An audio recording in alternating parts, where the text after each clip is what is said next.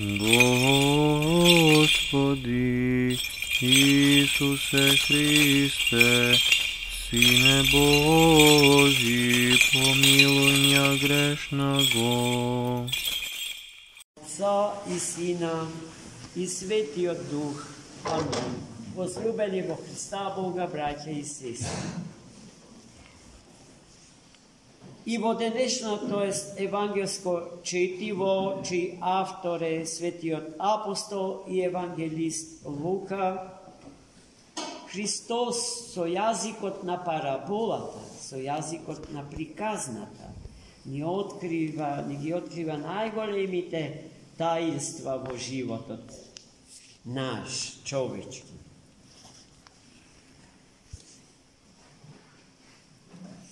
Се разбира, точно е кажувањето на еден отец на црквата, дека црквата нема и не сака да има друг социјален програм во градењето релации со другите, особено со слабите и со немокните, освен оној кој што е запишан на страниците од најсветата книга. Но, зад секоја социјала, запишана и обработена на страниците од Светото Писмо, се кријат несогледливи длабочини за умот човечки никогаш докрај познатливи. Тие навистина не можат докрај да се познаат, само затоа што се вечни. Тие немаат временска бариера, ограда. Но тоа што е вечно, тоа што не може докрај да биде осознаено и укинато, е нешто во што ние постојано понираме, задлабочено влегуваме и го освојуваме. И освојувањето на тие заумни тајни човечки ќе се случува и во идниот век, во вечност. Така и оваа приказка за која што Христос преку апостолите свети нам сите ни зборува, е може интересна и индикативна токму за нашево време. Еден богат човек, се вели во евангелската приказка, ги посеал нивите своји и кога дошло времето да се собере плодот, заклучил дека имотот му родил премно.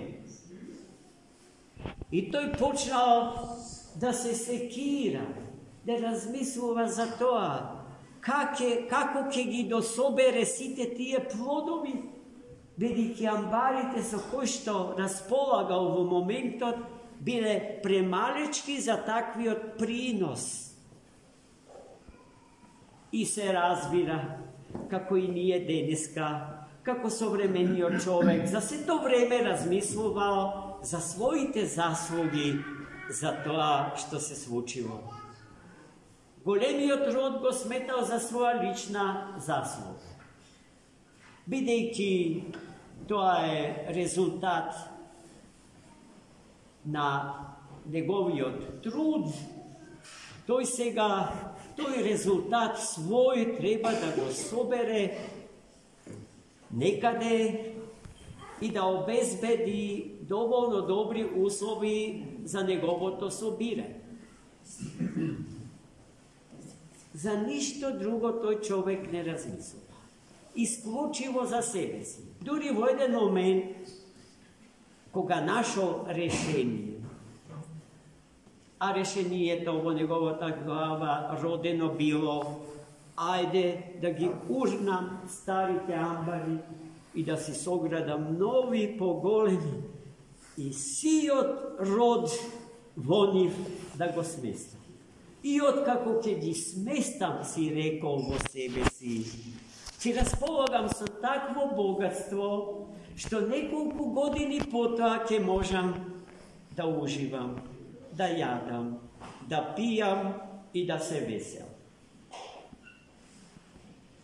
во тужбо во поезијата и песните, од кој што нема дерман во овој свет, оваа тема е одлично обработена. Јас, како човек кој што 30 години патував со автобус од Струга до Скопје и назад, се изнаслушав таква музика со такви содржини.